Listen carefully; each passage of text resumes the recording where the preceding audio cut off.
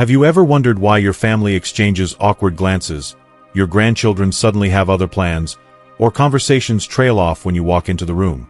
You might unknowingly embarrass yourself with daily habits that everyone notices but no one dares to mention. In this video, I'll uncover the 6 ugly aging habits silently eroding your relationships and social dignity, along with simple, immediate fixes to turn things around before they permanently damage your social life. You need to watch until the end because these habits, rooted in biological changes we all face, can be reversed with practical steps that could transform your connections with loved ones in just weeks, starting today. Before we begin, I would appreciate it if you like this video. You can help me continue to spread the old age lesson. If you haven't subscribed yet, I recommend you subscribe and turn on the bell so you don't miss any videos. If you like this video, please comment number 1. If you don't like it, comment number 0 to let me know, so I can make a better video for you. Now let's get started. Habit 1. Repetitive storytelling and outdated references. The first ugly aging habit that can silently erode your social connections is the tendency to repeatedly tell the same stories and lean on outdated references that leave others inwardly cringing. Picture this. You're midway through a tale you think is captivating, only to notice your listeners nodding mechanically, their eyes glazing over with a distant, faraway look. That's not engagement. It's a polite facade. Behind those courteous smiles, they're likely thinking, "This is the 6th time I've heard about that fishing trip from 1982. What's worse, they won't tell you. They'll just endure it until they stop showing up altogether. This phenomenon isn't just a quirky personality trait, it's rooted in science. Neuropsychologists at Johns Hopkins University have pinpointed how aging alters memory consolidation in the brain. Dr. Amanda Reynolds, a renowned memory researcher, explains that as we grow older, neural pathways tied to long-term memories become more reinforced and dominant, while recent experiences struggle to compete for mental real estate. By age 70, she notes, the brain's preference for older, well-worn memories can make them feel fresh to the storyteller, even if they're decades old to the listener. This biological shift often leaves older adults oblivious to their repetition, trapped in a loop they don't even recognize. The real sting? Studies reveal that people rarely confront you about this habit. Instead, they quietly disengage, leaving you wondering why your invitations have dried up. Take Violet, a 73-year-old retired teacher who once lit up every room she entered. She prided herself on her wit and charm, regaling friends with tales of her past, like the time she outsmarted a tricky student or her infamous road trip to Yellowstone. What Violet didn't know was that for the last 5 years, she'd been cycling through the same handful of stories at every dinner party, book club, and family gathering. Her friends, too kind or too awkward to say anything, began dodging her calls with flimsy excuses. "Oh, I've got a dentist appointment," or "Sorry, I'm swamped this week." Her weekly lunch group mysteriously disbanded, only to secretly reconvene without her. The turning point came when her 16-year-old grandson, Jacob, decided to intervene. During one Sunday afternoon, he discreetly tallied her Yellowstone story retellings 7 times, to 5 different people, in under 3 hours. Later, in a private moment, he showed her the video evidence on his phone. Violet's face flushed with mortification, but she hugged him tightly, grateful for the wake-up call. She'd been blind to her habit, and it had nearly cost her every meaningful connection. Here's how to break this cycle before it isolates you further, starting today. Step 1. Arm yourself with a story tracker. Keep a small notebook or a notes app on your phone handy. Each time you share an anecdote, jot down the story's gist and the name of the person you told it to. Before launching into a tale, take 5 seconds to check your log. Have they heard this one before? Step 2. Enforce the new information rule. For every old story you're tempted to share, pair it with something fresh. Something that happened in the last week, like a new show you watched, a conversation you had, or even a funny mishap at the grocery store. This forces your brain to stay present and keeps your audience engaged. Step 3. And this is the toughest but most urgent.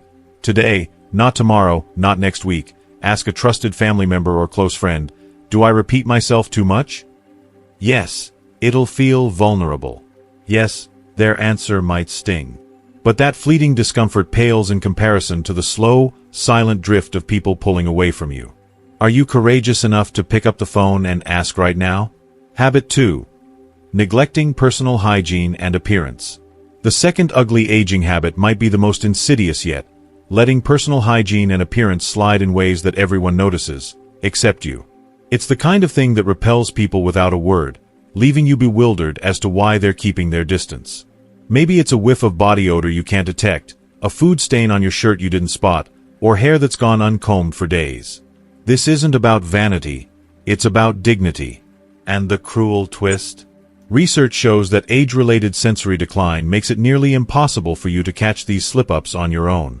The American Geriatric Society has documented how our senses dull over time, with significant drops kicking in after age 60.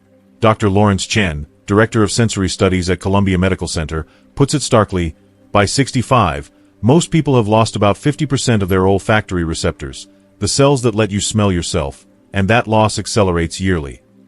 Vision also takes a hit, with a reduced ability to spot fine details like a smudge on your collar or a tear in your sleeve.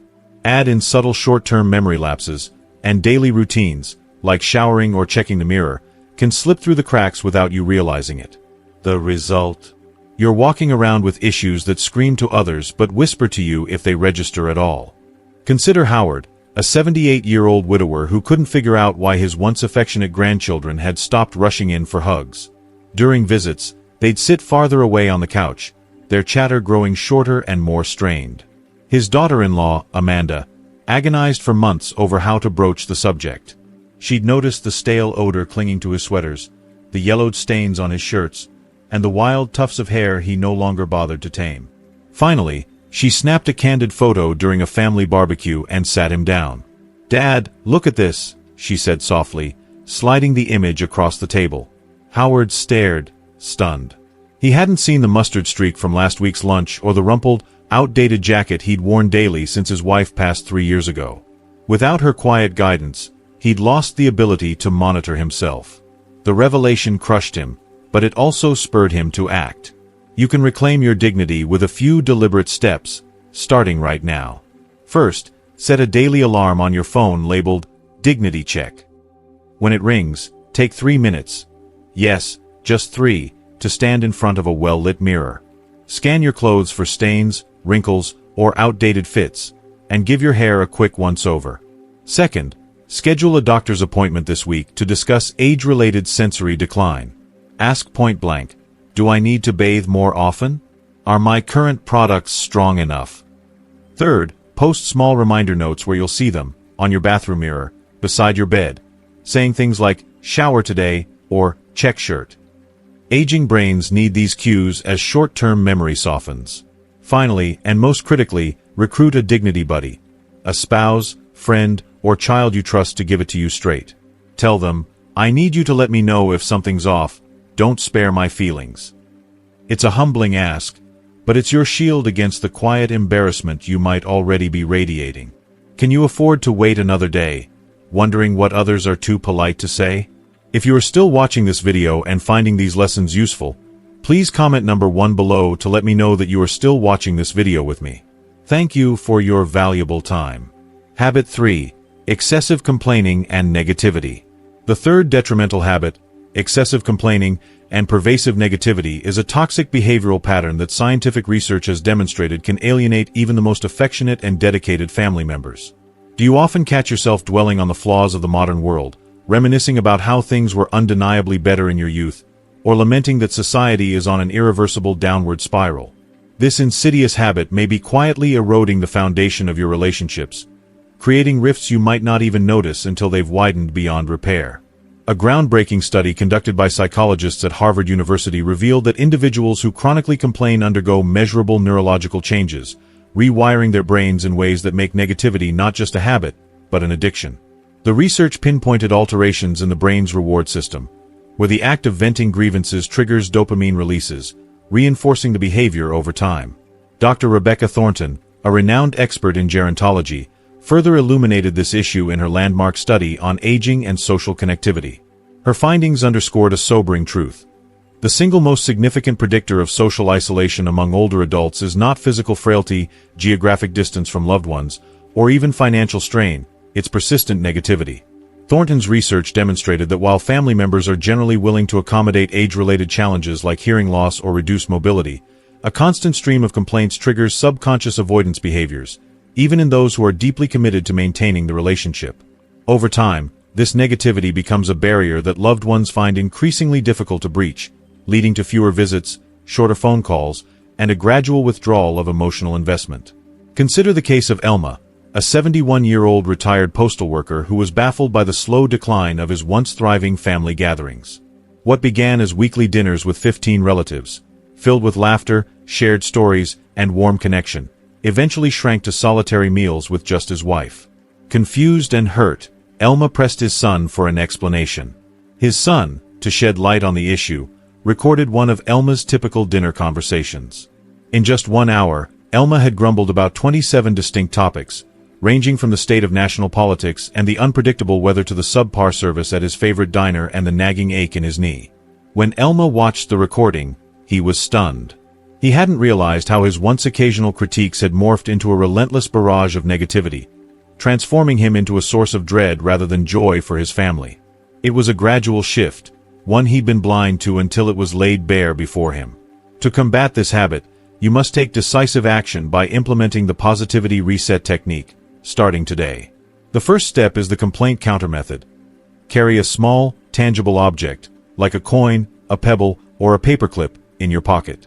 Each time you catch yourself voicing a complaint, move the object to your other pocket. At the end of the day, tally how many times it switched sides. This simple exercise heightens your awareness, forcing you to confront the frequency of your negativity in real time. The second step is to adopt the 3:1 rule. For every negative comment or observation you make, commit to expressing 3 positive statements before allowing yourself to voice another criticism. These positives could be as simple as appreciating a sunny day, praising a kind gesture, or recalling a happy memory. Finally, embrace solution-focused complaining. If a problem must be raised, immediately pair it with a constructive suggestion for improvement or pose a thoughtful question to your listener. Would you like me to elaborate on this, or should we shift to something more uplifting? This small courtesy can transform a potential rift into an opportunity for connection. Reflect for a moment. How many cherished relationships might you preserve or even strengthen by starting these practices today rather than delaying until tomorrow? Habit 4. Inappropriate boundaries and oversharing. The fourth harmful habit, inappropriate boundaries and oversharing, often creeps into conversations unnoticed, leaving others feeling uneasy or embarrassed without your knowledge. This behavior, particularly common as we age, can silently strain relationships, creating discomfort that people rarely voice directly to you but eagerly discuss once you're out of earshot. Cutting-edge neurological research from Stanford University's Aging Center offers insight into why this happens. The study found that the brain's prefrontal cortex, the region responsible for impulse control, social filtering, and recognizing appropriate boundaries, undergoes natural degradation with age. Dr. Michael Harrison, a leading neuroscientist, explains, as we grow older, the neural circuits that once effortlessly guided us to discern what's socially acceptable begin to weaken. This isn't a reflection of poor character. It's a biological shift that can be managed with awareness and intentional effort. His team's data revealed that 82% of adults over 65 routinely share details, often about medical conditions, personal finances, or intimate life experiences, that younger generations perceive as awkward or intrusive.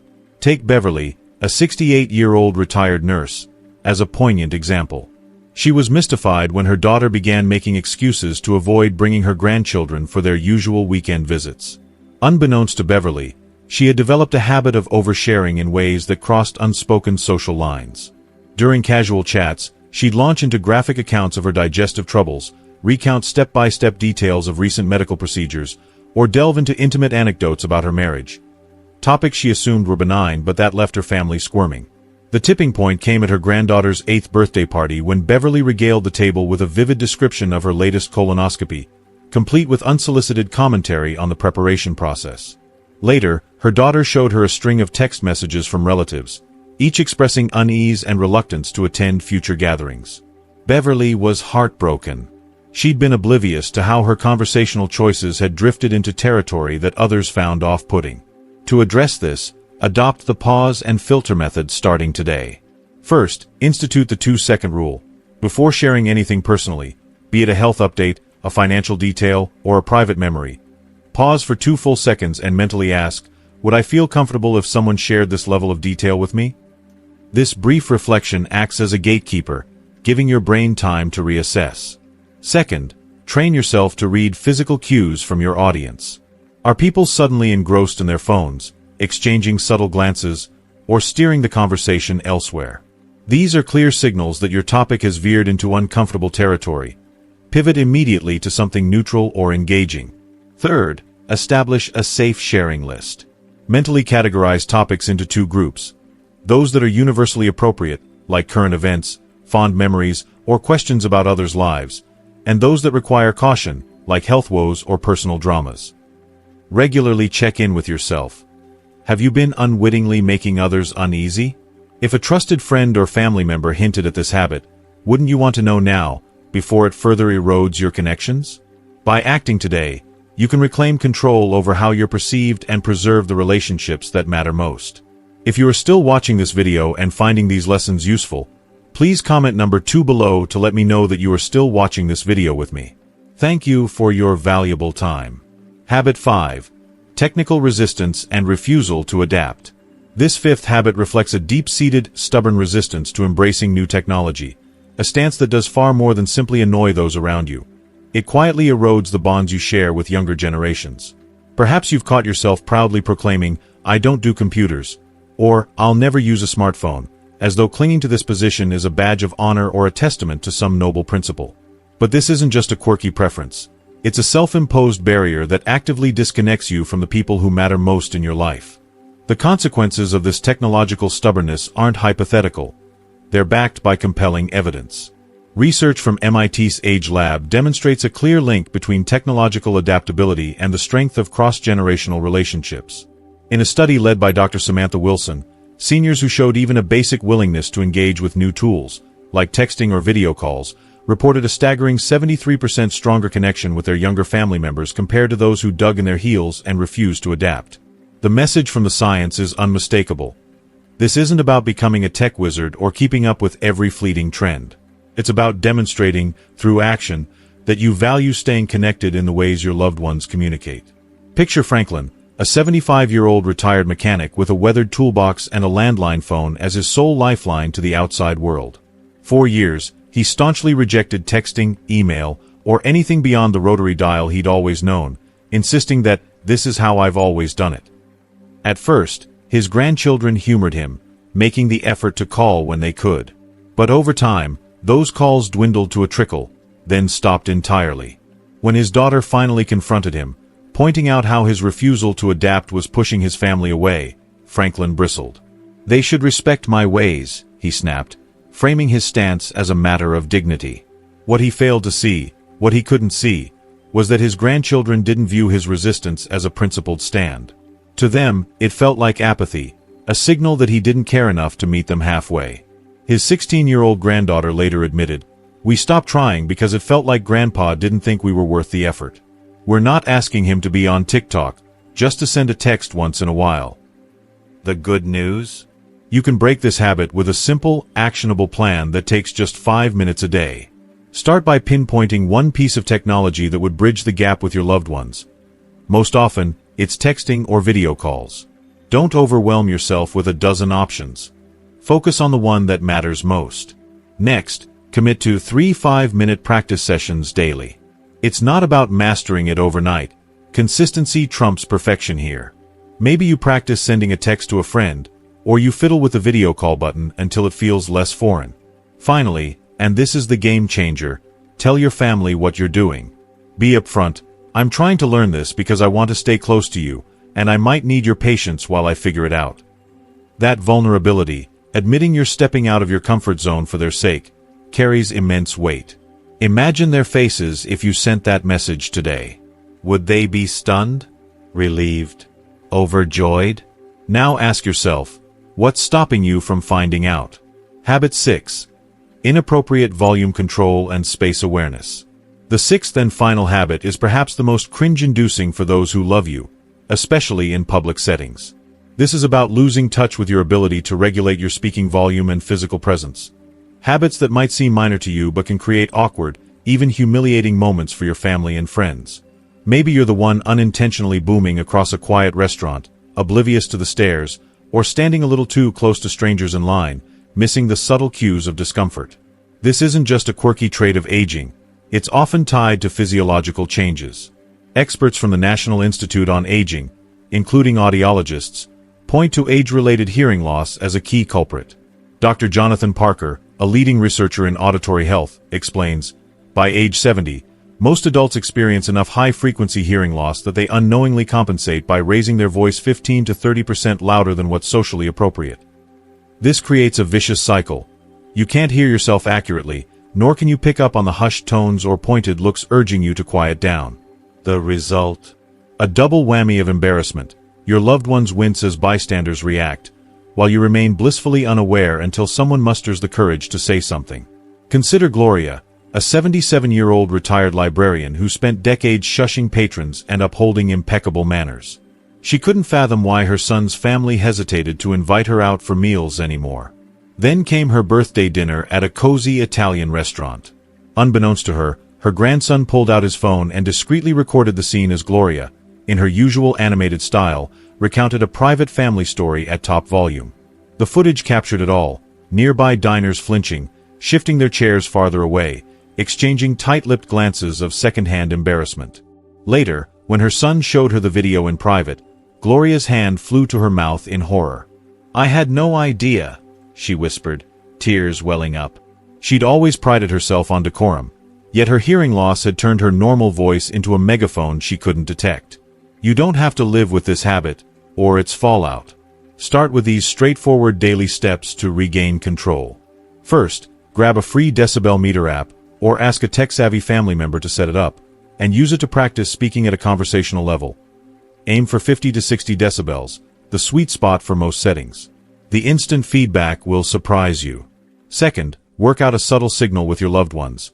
A tap on the arm, a quick, softly whisper, to alert you when you're veering too loud in public. This keeps corrections discreet and saves face. Third, and most urgently, book a hearing evaluation this week, not next month, not when you get around to it. Because untreated hearing loss doesn't just amplify this issue, it accelerates it. The longer you wait, the harder it becomes to recalibrate. So here's the challenge. Are you willing to ask someone today, right now, if this is something you're guilty of? Their answer might sting, but it could also be the wake-up call that saves your next family outing from turning into a spectacle. And there you have it, the 6 ugly aging habits that might be quietly pushing people away, from repetitive storytelling to poor volume control, and the practical steps to fix them starting today. Just like Stanley, who transformed his relationships in just 3 weeks, you too can reclaim the respect and connection you deserve. What have you learned so far? I'd love to hear from you. Please comment below with one thing you've discovered from this video and how you plan to put it into practice in your life. If you like this video, please leave a thumbs up, subscribe for more life-changing insights, and share it with someone you care about who might need this advice too. Your relationships are worth it. Take action now.